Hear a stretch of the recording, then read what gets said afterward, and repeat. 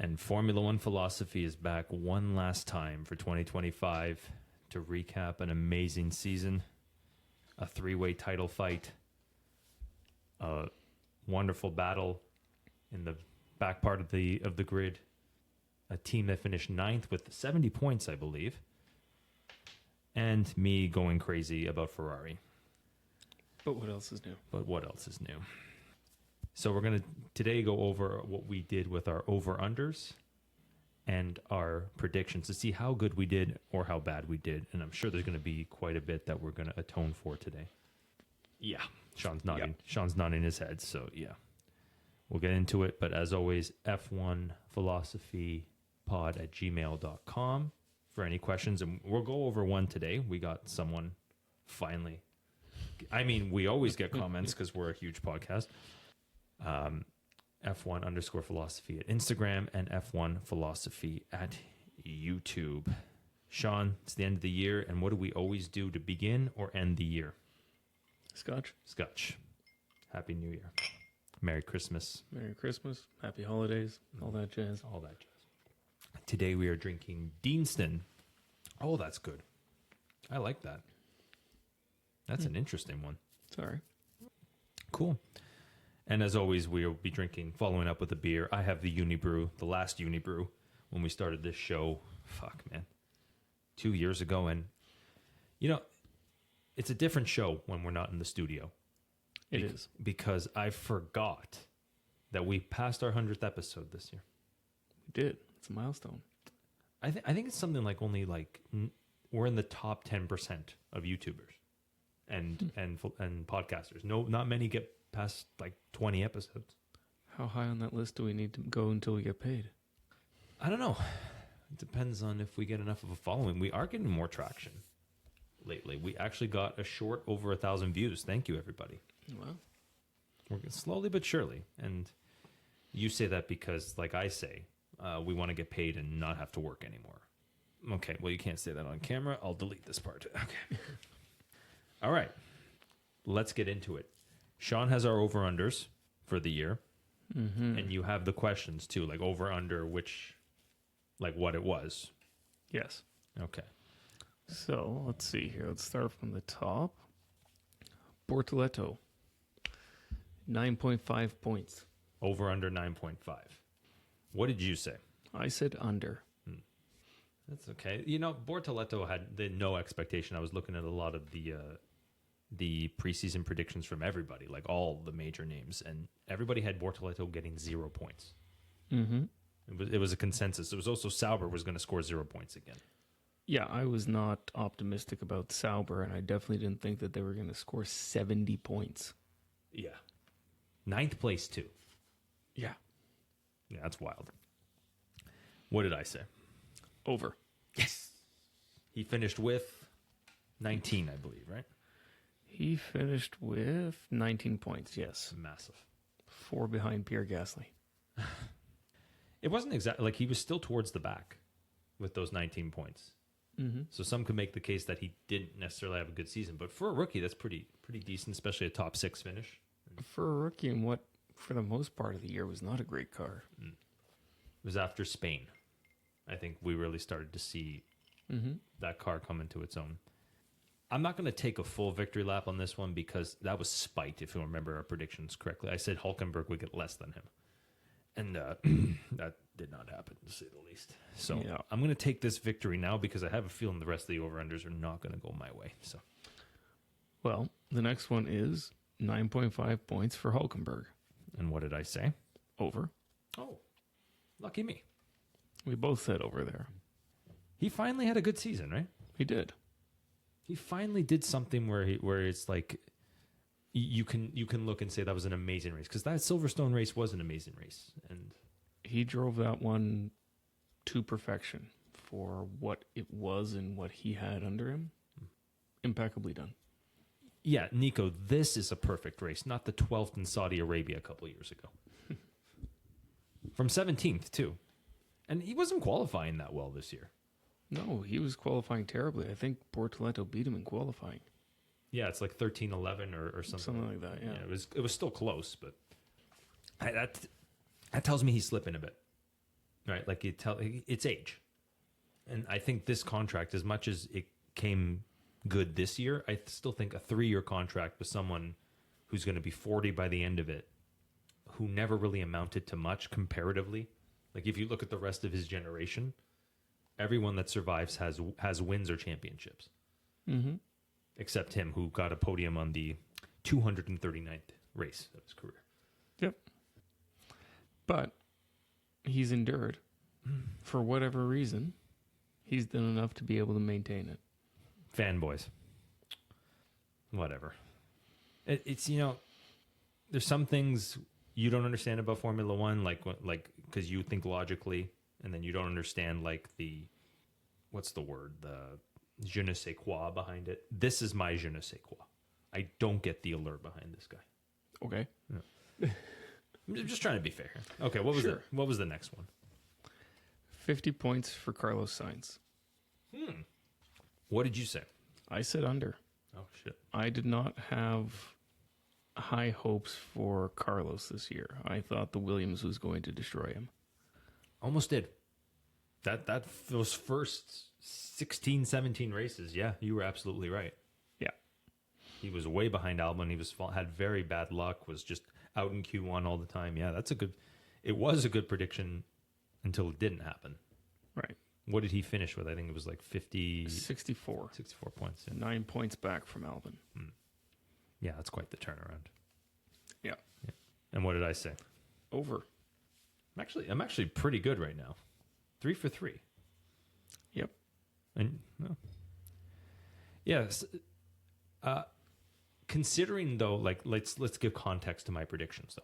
I said he would run away with the Williams. I said we probably would say Alex Albon who, and that Williams would get he would himself, I thought, would get 100 points. Right. So I kind of missed all that. Sure, but that wasn't the question. But what I'm saying is I backdoored into that correct prediction. Yep. All right, what did we say for the next one? 27 points for Albon. Ooh, what did I say? You said under. There you go. And I pushed. So we were both kind of stupid on that one. If you look at the last half of the season, we nailed that. It's just that pesky first half. Yeah. It was the last 7-8 races he didn't score a point. Or 9 races, I think. Yeah. Let's see here. Oh, jeez. His last points were in the sprint in Coda. But and so in a Grand Prix, though, it was the last 9. It was Italy. Yeah. So Monza. Yeah, because Zandvoort was the 15th race. Mm-hmm. Yeah, or 16th race, so that would be 10 left. Yeah, so Wow. Yeah, so that's 70 points to just over halfway, and then nothing at all. Wow. They could, if he really did some damage and had a better second half, they could have been closer to Ferrari. They could have been perilously close to Ferrari. Yes, absolutely. If he had kept that momentum up, they would have been there. Well, so my streak is now over, and I imagine it's going to be slim pickings the rest of the way. So what was the next one? 0.5 top 5 finishes for Sainz. Oh, please tell me I said over. You said over. Nice. And I said under. Ooh. Again, keeping in line with my prediction that the Williams was just going to ruin him. Hold on. We should be tabulating the score here to make everything interesting here. Let's tabulate the scores. I am. It's here. So what am I? So it's like 4-1 right now, or something like that. It is 5-1 technically because we tied on Hulkenberg. Okay, but still no. So you're going to need an epic comeback the rest of the way. Oh, just wait for it, Nick. Oh boy. Okay. So yeah, Sainz and end up getting 3 podiums technically, or 2.5 podiums, 2 1/3, because a sprint is technically a third of a Grand Prix. Fair, I'll give you that one. Lucky me. Next one. 2.5 points finishes for Hadjar. I think I said under there. You did say under. Oh. Now, if you recall, I went into the season not being so optimistic about Hadjar, but I was optimistic about Racing Bulls. Yes. So I said over. Okay. And what did we get for Hadjar? Let's just give him some praise here. He ended up with 51 points. And a podium. And a podium. He had the same season that Nico Hulkenberg had after, what's he at now? 13, 14 seasons? Yeah. Because, he missed 3 and he wasn't in 2011. So, yeah, it's about 13 seasons, I think, for Hulkenberg, yeah. 13 seasons, 250 Grand Prix starts, roughly. Yeah. And Hadjar had the same season as him. There's a lot of runway now for Isaac. Yes. And we really marginalized that second place F2 winner. I think the F2 podium, at least, we'll say the ones who finished in the top 3 in F2, they should be given more praise. But you and I I was listening to those predictions. We hated him. We genuinely had no optimism for him. Yeah, because he did not present himself well in F2.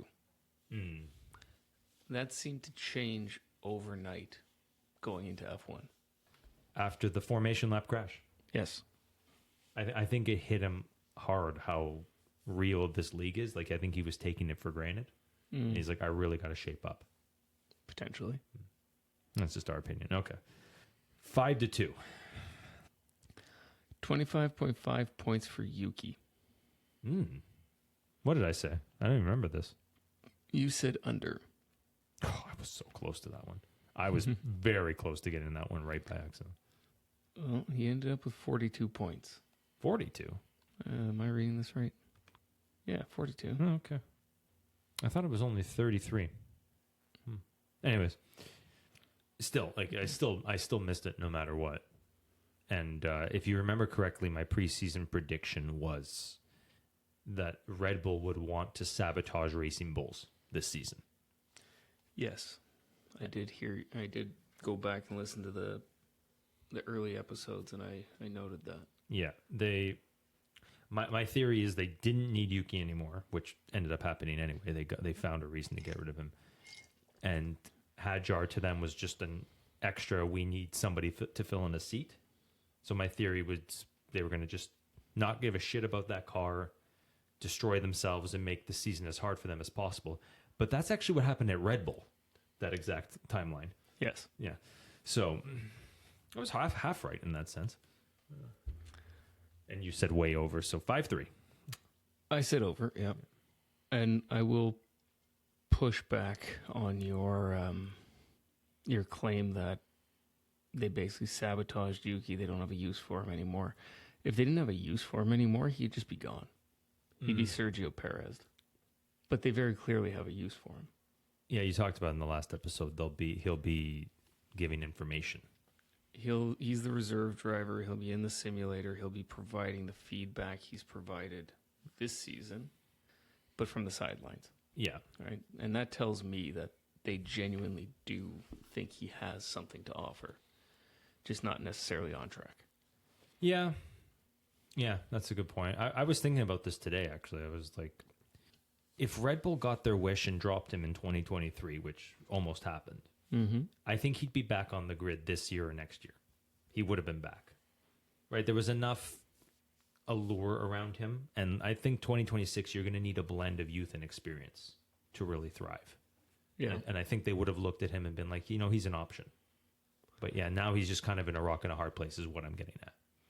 Yeah, I don't necessarily agree with that. I think if he didn't continue on to this point, we would have never heard from him again. Because we have a Yuma Iwasa for Honda coming up with Racing Bulls. So they wouldn't have that pull. And then like every other young driver who goes through F1 and gets spat out the ass end of it, they don't get a second chance. Yeah. Yeah, it's good. Well, yeah, it's a good point. I guess my idea was that next year was just there's specific things you may need, but yeah, you're right. At that point, there might be other drivers who would already have fit that criteria.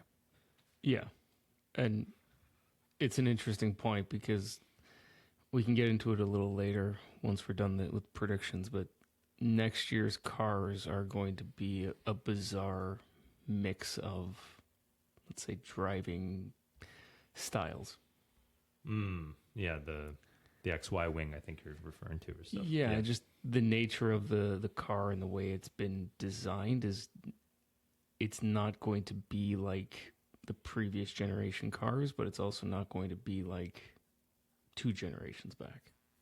It's going to be somewhere in between, and it's going to take a lot for these guys to get on top of. So excellence is going to be the key. Yes. Next year. So look out for Max, Oscar, Mm-hmm. George Russell. No, I'm kidding. Fernando Alonso. Oh, yeah, sure. We'll get into that, I'm sure. Yeah. So, 5-3. So after that was Yuki. It was... Behrman. Oh, Jesus, I'm going to have to eat this. 15.5 points. And I said way under, if I remember correctly. You did say under. Mm-hmm. And where did he end up, Nick? Shut up. 41 points, just behind Yuki. It's even worse than that. So he finished with the same amount of points as Hulkenberg did in 2024 for Haas. Mm-hmm. Mm-hmm. You're not alone there. I also said under. We were okay. So thank God. So the score stays the same. Up until Singapore, my prediction was amazing. He basically had 2 good races by the end of it, and kudos. Like Mexico was great. He did a great job. Mm-hmm. He deserved what he got. I even say Brazil was better. Yeah, because it was even harder for him to get that 6, considering the pace of all the cars.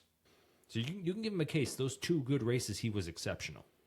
But outside of that, it was just slim pickings. And I'm guessing you're not counting Zandvoort. That was a fluke. I told you, I've talked on this podcast a million times. On pace, he was at the back until safety car after penalty. Helped him into that 6th. I don't count Zandvoort. But what do I say in these instances, Nick? Shut up. You have to be there to be in it. Right. And I say shut up, okay? Well, it's fine. You can say that. Doesn't mean you're right. It means actually I'm very wrong, but it's... All right, 5-3. Screw that one. 49.5 points for Ocon. Oh, fuck. I said over, didn't I? You said over. And he had an abysmal season with Haas. Oh, just the worst. 38 points. Let's also give this some context to how far off I was. The the thesis from most people going into this season that Esteban Ocon would revolutionize Haas. That they finally had a race winner, a guiding light for development, and just an all-around quick driver. Right? He was none of those things. He never has been any of those things. He may be a race winner, but he's a race winner with conditions. The same conditions you're putting on Behrman here for Zandvoort is how he won that race. That's fair. Yeah, it's still it's supposed to give you a mentality winning a race, right? I'm not saying that I'm right here. What I'm saying is you're supposed to have a new mentality once you become a race winner. He seems to have gone backwards. Yes. Because he was never worthy of it. He was an arrogant little twat, and the race win made it worse. If I had to pick one driver who was the biggest disappointment this season, it'd probably be him. You could make a case for Stroll and Fernando Alonso, and I'm sure a lot of people would. Actually, no one would make a case for Fernando because everybody's delusional about him. But I would say Ocon to me has been he was the worst driver of the season by far. It's not even close. There's one worse. Colapinto or Doohan maybe, but well, there's 3 worse. But who were you going to say would be worse? Stroll. Yeah, but there was no expectation of Stroll. But this is my problem with him. Expectation or not, if there's no expectation, you should be shining. Yeah. There's no pressure. Just get out there and do it. No, that's a good point. I'm pretty sure he's the only driver who's 3 years in a row the only one to not start a race. Didn't we do an over-under on that? Hold on. We did do an over-under on this. I totally forgot about that. Yeah, that's right. With Spain. Mm-hmm. Oh, my God. Yeah. Jesus Christ. So, I have my feelings of Ocon, but he's definitely not my worst. I'm thinking about what you're saying. Stroll's like the Bermuda Triangle of Formula One drivers. Just everything about who he is. All the reporting on him goes in and never comes out because there's just nothing to talk about. Right. Because he doesn't care anymore. Yeah. This has to stop, but I don't know. There's no end in sight. Like they just keep, like Austin Martin keeps coming out and saying, "No, well, our project's about Lance, and 2026 is going to be a brand new Lance." It's not though. It's not though. Unless Nui finds a way to skin him and drape it over somebody better. So Nui then is Red Dragon. Well, more like Buffalo Bill. Buffalo Bill. That's right, sir. Yeah. Hannibal series, anyways. Yeah. 5-4. 5-4. Yeah. Okay. So this is already a huge comeback in play. What was next? I think we're past Haas. We're on to Alpine. Then I assume. No, we're still in Haas. Oh boy. 0.5 podiums for Haas. Oh boy. I said over, didn't I? You really thought for some reason Haas was going to get a podium. I was close, but just the wrong driver. Behrman was up there in Mexico. Yeah. Oh god, this is just getting really bad right now. What a great start. Let's focus on that. So now we're tied up. Because you said no way in hell would that happen. Yes. Okay. I wasn't so optimistic about Haas, but I was hoping we would see a continued push, and I'm happy to say I think they're going. It's in the right direction. Yeah. And sky's the limit after what Komatsu's done to restructure that team. Especially now that Toyota is a title sponsor. That was massive news. That'll be our over-under next year. How many years until Toyota becomes an engine supplier? They started last year. We have, I'm going to say 6 years. 2030. Right around the time Ferrari realizes these new regulations they're never going to win them either. 2030 is the next regulation set, or the next Concord agreement. Sorry. Okay. We'll see how these go. We'll see what the fans like. What did we say after that? 4.5 races for Doohan. Ooh. So I remember the grand total we were thinking was, would he get 6 races? So that included Abu Dhabi 2024. I think that was something along those lines. What did we say? No. It was this year specifically. This year specific. No, I'm not saying that had anything to. You're right. That had nothing to do with that over under. But what I think we were thinking is because he had a 6-race contract, would he actually get that 6th race? It was 5 races, wasn't it? Well, 6 races total, and then Abu Dhabi 2024 included. Oh, okay. Was the one. That's what I'm saying. So yeah, would he get the 6th race so 5th of this season? Yes. I was not. Sorry. We're having no. technical difficulties. My brain went blank because I thought I had this backwards. 4.5 races for Doohan. Mm-hmm. So over is 5 races. Under is 4. Yes. You said under. Fuck me. And he had 5 exactly. Yep. Let's not pay out the contract. Let's let him do his thing for 5 races and then bring somebody worse in. Yeah. Yeah, I've beaten that horse a million times, so I won't go into it anymore. But yeah, like we said last week, Jack Doohan is owed a bit of an apology. Yes. What did you say? I said over. 6-5 to Sean. Huge, steaming comeback right now. The Sean train is picking up steam right now. Mm-hmm. And what was the next one? Now we're into Aston Martin. 4.5 points finishes for Stroll. This is going to be a tight one. We just skipped over Pierre Gasly. We didn't give a shit about him this year. No, there was nothing for Gasly. Oh, interesting. My bad, everybody. Okay, so Lance Stroll. What did I say there?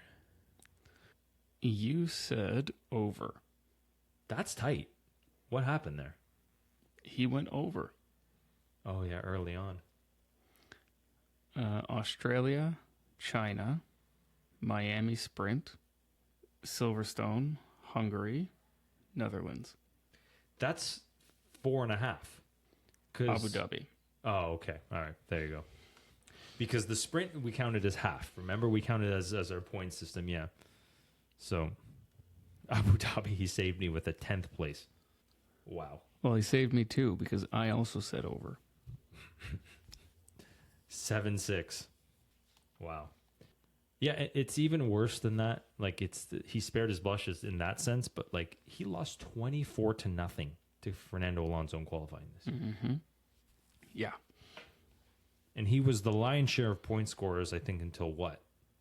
I remember in Miami, you were like, why are we doing this with him? Like, why are we watching this happen with Alonso? And it was such a great point because, like, yeah, you can't even score points anymore. But I think, yeah, it was at least... Alonso didn't get any points until Spain. Wow. That's... And then they came thick and fast, but... That's 9 races. Yep. Oh, my God. So that's like 3-4 months. Mm-hmm. And if you recall, he had a string of bad luck where he was DNFing, basically. I do, but I also remember him being the problem versus Lawson. Yes. That didn't happen. Like, Lawson was the problem this year. Mm-hmm. Lawson replaced Kevin Magnussen. Yes. I was just thinking about that, earlier. There's a difference between being a talented, aggressive driver and just being an aggressive driver. And if Alonso was the talent that everybody wants him to be, and everybody strokes us to say that he is, he wouldn't have been next to Lawson to put himself in those positions. That's a good point. It's just age, man. Remember, like, even Michael towards the end, he was dilly-dallying with Liuzzi every race. I remember you talking about that. Yeah. It's just you get to a certain point, you're not the driver you were. Yeah. And we saw it. I forget which race it was, but the car was bouncing like mad, and he's complaining about his back. Yeah. Yeah, I'm going to finish for the boys. Yeah, what was... That came out wrong. Yeah, what races? It was either Singapore or... No, it wasn't Singapore. It was earlier in the season. May have been Imola. Yeah. Yeah, might be that. Yeah, anyways. Yeah. All right, well, we got saved by Lance Stroll, barely. And then what was the next one? So we just did 1.5 for Alonso, right? No, we haven't done Alonso's yet. I thought we just did that one. We just did Stroll's. Oh, okay. Sorry. 1.5 top 5 finishes for Alonso. Oh, that's a good one. I don't even remember what I said there. You said under. I think that's wrong, right? What's 5th position in points? It's 10. 10. I do not believe he got 10 points. He got 1. Oh, I just made it. No. You got 2? Because I said under 1.5. Oh, sorry. Yes. Oh, you're right. So he did not get 2. Oh, that's so massive. But I also said under. Yeah, fuck you. So 8-7 then.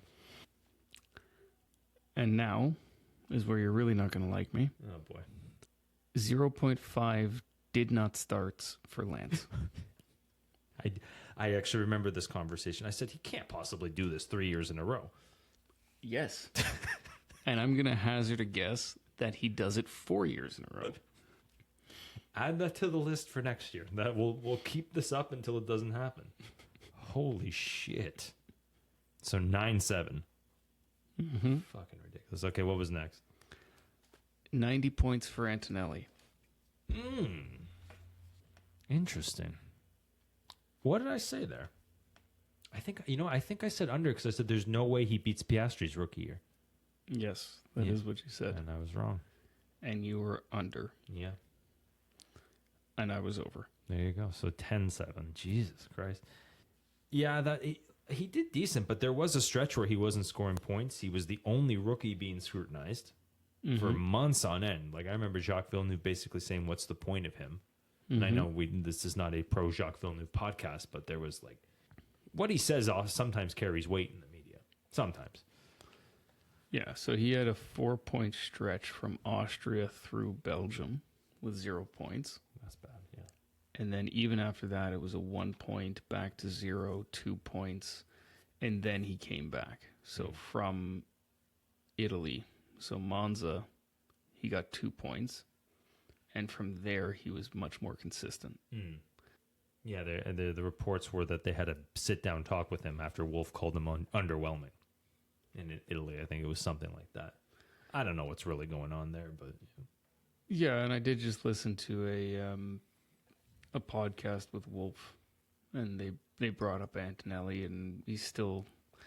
I was tempted to tell you to listen to it because I knew exactly what would trigger you about it. Wolf said, the question was, is Antonelli ready to be a championship contender this coming year, 2026? Toto said no. Toto said it's a 3-year program. Yeah. Why would that trigger me? I agree with that. I thought that would have triggered you because of how you're always going off about him. How do I say this? The conversation we had about his testing in Monza before he had the contract.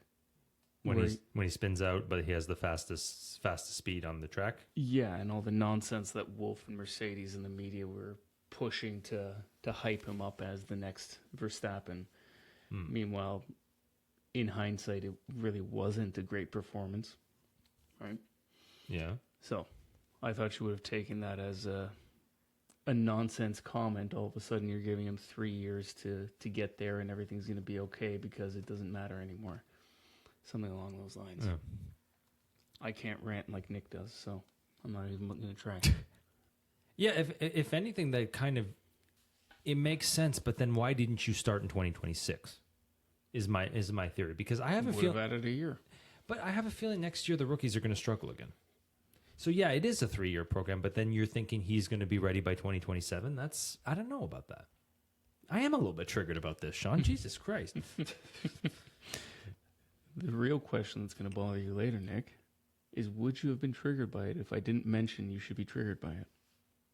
Oh, fuck. There's the law behind that. Isn't there a philosophical law about what you just said?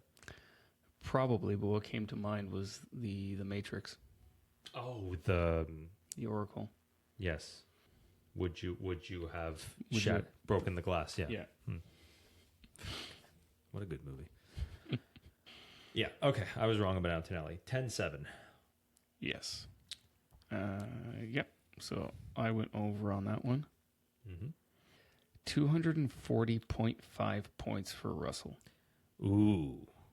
I actually accidentally had some great foresight going into the season. Did you? Because that's a good one. Would we have thought he could have got that preseason? I don't know if I would think that. What did I say? You said, where are we here? You said under. Yeah. And he went way past that. 340 something. Yeah. He had 319, sorry. Yeah. If you had said that for Leclerc, you would have been right. Wow. They switched spots, right? Yep. This year, one came to play, the other just kind of disappeared. Yes. The question is, though, but what did you say just before I go off on this? Over. You said over. So good job. So 11-7. Fuck, man. You went 5-1. So you are 10-2 in the last 12. Mm-hmm. That's massive for you. Fuck. What was the point I had about Russell now? Sorry. So the question is, has he become an admirable team leader, though? No. Yeah, I had a feeling that was the answer, but yeah. I stand by the comments I made after Singapore. He can be a good driver, but he is incapable of doing the work to get there. Yeah. He needs someone to do the work for him. So, in fact, what Mercedes should have done is stolen Yuki from Red Bull. Then they would have a consistent person to put in the sim to give Russell the feedback that he needed on any given weekend. Yeah. Yeah, that's a good point. Because apparently Fred Vesti and what's his nuts? Well, Bottas is useless. No, Bottas. Esteban Gutierrez. Oh, Gutierrez is definitely useless. Yes. But he's in their sim regularly for them. Yeah. All right. So, 11-7. What was next? 3.5 crashes for Antonelli. Ooh. I'm trying to think about this. So Zandvoort was 1. Mm-hmm. Where else did he? I think this is tight. Austria. Yes, that's Max. 2. Oh, did he crash anywhere else? He did. I have it here as over, but I can't remember exactly. I think I went to Google and asked how many crashes he had this season. So, but does that count? But Google we said in Grand Prix. Yes. So was it crashes and Grand Prix? Yes. Okay. So then it is over. What did I say? We both said over. Okay. So 12 to 8. All right, Slim Pickens catching you right now. Yeah, but that's so that, if anything, is another feather in his cap, right? It's champions do have a lot of crashes early on. Yeah. Some at least, yeah. Not And all. I will give it to him. Some of those crashes were inevitable. Rookie moves, let's say. Mm-hmm. The one on Max and the one on Leclerc were overtakes that were never going to happen, right? Austria, he came in blazing, trying to do something, and just so happened to hit Max in the process of it. Not that he was trying to pass Max. And then in Zandvoort with Leclerc, that was never on. Yeah. But he went for it. And if he had made it, would have been phenomenal. Yeah, so he learned something I can't do. Kind of like when Schumacher hit Senna back in the day. Like, it was actually a similar type of move where Senna's braking, turning in, and Michael just goes right into him. Yeah. I remember the other two now. It's Carlos Sainz in Coda. Okay, yeah. And At turn one, right? something like that, yeah. Not turn one. It was 13 or something. It was one of those S's. The tight turn, I think, right before 13, maybe 12. Okay. Remember, like, he closes in on him. Yeah. I think they blame Carlos, but it wasn't Carlos's fault. And Carlos got the penalty reversed, yeah. Yeah. And Piastri. Which Piastri got a penalty, but once again, Carlos was like, we got Brazil. Brazil, yes. Carlos is like, we got to go over that because that's not Piastri's fault. Yes. So that's good. Four of them. All right. Next one. 9.5 wins for Max Verstappen. Fuck me, I know what I said there. You said over. Yep. You were very bullish that this was going to be another Max year. Was I wrong though? Like let's talk this out. Let's talk. Yes, theoretically I was wrong. Yes. If Red Bull was just at the level they were, like if there was no bullshit and they just acted like the Red Bull of 2024, as bad as that was at times, I think Max wins 13 races.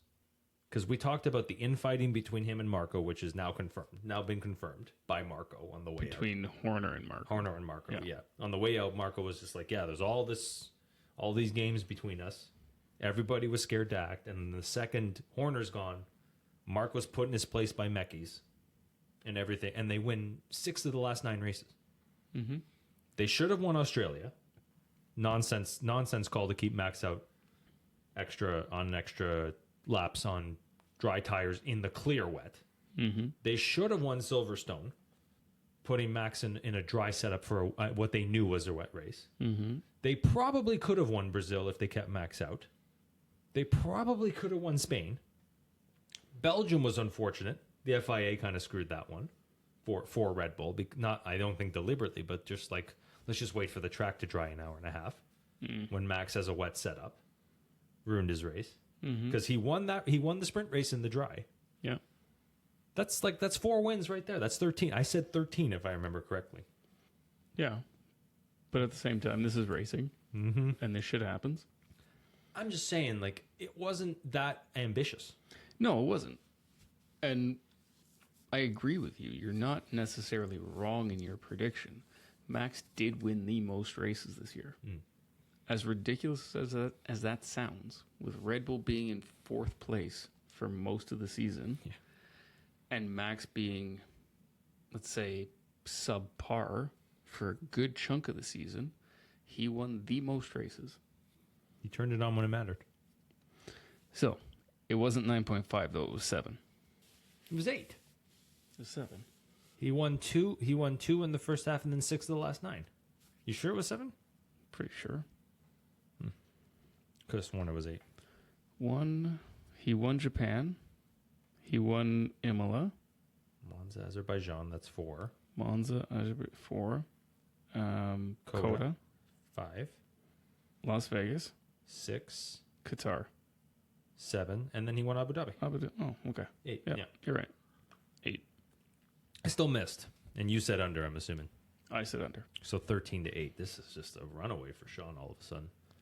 I went balls deep on Piastri. And I thought Piastri was going to do better than he did. Which is saying something because he did pretty well. He led the championship for 6 months. Exactly. I think he had an amazing season, and I think there's some if there wasn't any hanky panky with McLaren, he runs away with this title. Sure. I don't disagree with that at all. All right, 13-8. What was the next one? Oh, this is probably a Lawson one. 151.5 points for Lawson. There we go. I'm positive I said under there. You definitely said under. All right, please be 13-9, or did you say under? I was very optimistic on Lawson simply because I thought that Red Bull was going to be good. We're back, baby. We're so back. 13-9. They ended up doing what I thought they would do to Lawson to Yuki, essentially. Yeah. They did what I wanted them to do to Lawson to Yuki. Yes. Make him sit in it. Yeah. All right, 13-9. So we are now at 600 points for Red Bull Racing. Oh, I definitely said I said push, I think. You pushed. Fuck me. So it's a wrong. Yes. And I said under. There you go. 14-9. Because what was my main prediction for this year, Nick? It would be a lot closer. The field would be very close. You would have an extremely close field. And I don't think I predicted it outright, but I was in the realm of all the teams, all 10 teams would have a good haul of points. You were right. 22 points isn't much, but for the 10th place team to have 22 is unheard of in F1. Yeah, that's never happened before. So, good prediction. I thought it would... Well, I didn't think the second Red Bull would be completely useless. I didn't think 2 Ferraris on any given day would be completely useless. I didn't think Antonelli for half the season would be completely useless. I didn't think... Hold on, who else was out of it for much of the season in the top 4 teams? Oh, and I thought Sainz was going to take a lot more points, and maybe Ocon. So I thought like the top 10 was basically a lock. So where was that going to leave Sauber? You know, right? But slim also, pickings. Yeah, where was Hamilton? that's what I mean. 2 Ferraris on any given day. Yeah. That's yeah. We'll talk about that when we go over the constructors. But yeah, I for once I don't blame Hamilton for this. No, not at all. This is not his fault. Now he should have anticipated this, and I bet he really regrets slapping Mercedes on the way out all of 2024. But hey, what's done is done. Okay, so 14-9. Okay. So the next one. You ready for this? Oh boy, 1.5 wins for Lewis. I said over, didn't I? I also said over. Yeah. We had very high hopes for Lewis. And I went back and when I listened to those episodes, we really wanted Lewis to do good. You wanted him to do good, I think, because he had been doing so bad at Mercedes. I wanted him to push out Charles Leclerc, which, ironically, and we'll talk about later, is happening slowly. Sure. But not because of his performances. Let's just say that much. Right. So this one we were both wrong. There's not many left, so I got to sweep the next 5 or 6, I think. 14-9. 2.5 wins for Leclerc. I definitely said under there. Definitely said under. You did say under. Thank God. And I said over. Okay. Back in business. Yeah, it was just... I just knew Leclerc. It's his sort of pattern. Anytime he has a good year of wins, the next year he disappears. And that's not necessarily what happened here, but it is what happened, but it's not necessarily because of him. Mm-hmm. But maybe it was. Yeah. 14-10. This one I remember we had a good discussion on when it came up as to what it meant. 2.5 pointless races for Ferrari. So does the team go pointless, but like on pace, right? Like we said no to the DNFs, I think we did include the DNFs. No, we just simplified it to races where they get 0 points. They got disqualified in China. Mm-hmm. They had no pace in the Qatar sprint, so that's half. That's 1.5 already off the top of my head. Off the top of my head, they both double DNF'd in Brazil, Yes. And they doubled DNF'd in Zandvoort. That's right. Yeah, Lewis got hit by Carlos Sainz. Charles got hit by Antonelli. Mm-hmm. So that's over. No, Lewis went out on his own. Lewis crashed into the wall on his own. Oh, that's right. That's right. Got up on the curb, and that was all she wrote. Yes, I do remember that. Yeah. He was struggling that whole race because of contact with Carlos Sainz, though, if I remember correctly. Yes. Yeah. So that's over. What did we say? I said over, Mm-hmm. and you said over. So 15-11, yeah. Fuck, too little, too late. Too little. You said it was a good size. Great. All right, you ready to really embrace the suck here, Nick? Oh, fuck me. Norris. 3.5 wins for Norris. Mm-hmm. Okay. I know I said under and you said over. So it's 16-11. In my defense, four of Norris's wins were Piastri's. Taken away from him. Which is 7 minus 4 is 3. I would have got that right. McLaren team orders and the FIA changed the outcome of that. So, yeah, I'm wrong. But if Papaya Rules was a real thing, I win that. And that would have been an amazing call by me. I was this close. 16-11 to show is what I'm trying to say. Yes, thank you. And I'll leave that there. No, Yeah. you can comment if you want on that. No, I got nothing else to say. Yeah. 3.5 wins for Oscar. And I said over there. You did not. Really? Oh, fuck my stupid Because thesis. you were going off about Oscar is Mark Webber and he's not going to do this and he's useless and yada, yada, yada. I did. No, I remember now. I said he would equal Norris. And yeah, and neither would win because Max would run away with it. Yeah. And Oscar took that personally. He did. He should have had 11 wins this year. He should have tripled my prediction. Should have. Actually, that's just short of quadrupling my prediction. Mm-hmm. I, on the other hand, was equally stupid. Yeah. And I said push. I want to give you this because I listened and I texted you this. I listened to our predictions and you said something amazing. You said Oscar should win 2025. McLaren will never let him. Yes, I did say that. Well done, Sean. No, that was amazing. 2.5 team orders for McLaren. Oh, I nailed that. I definitely said over. I think we had 2.5 team orders in the first 2 races. Yes. Yeah, Japan in the first 3. Yeah, Japan and Australia right away. Yeah. And but you said over too, didn't you? No, I said under. Oh, thank God. Well, it's still 17-12, so You're still not going anywhere, Nick. no. And just for shits and giggles, Oh boy. 309.5 points for Oscar. Did I say under? You said over. He got 410. He got 410. I think you said over too, right? I said under. Oh. Wow. Going back to my McLaren won't let him win. That's a good point. I was anticipating the grid to be much closer. My prediction was everybody would be close. You said it in the last episode that we had effectively 4 different races or 4 different categories of constructor. Yeah. I was expecting one very close one, which is why I ended up where I was. Yeah. Yeah, I think you tabulated at that point and you're like, oh, I can't go over here because then it doesn't line up with the rest of my predictions. And that was my problem. I was doing the math in my head and saying, well, if I want Carlos to be here and Albon to be here and these get, then it can't happen. Little did I know. It was from 9th to 5th. That was an amazing battle we got. Insane. Yeah. We may never see that again, and I hope not, but we may. So final score then is 17-13. I annihilated you, Nick.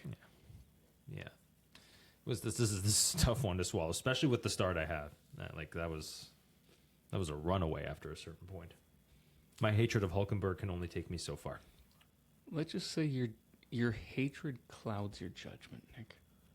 I'm getting better. You would make a great Sith Lord. Thank you, Sean. Let the hate, Wasn't a compliment. let the hate flow through you. All right. We'll be back to go over the constructors. So I hope you guys liked Over Under. We may not do it next year.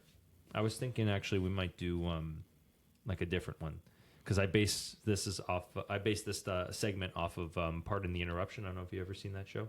No. Okay. Well, they do a whole bunch of segments. Over Under is one of them. Toss Up is another.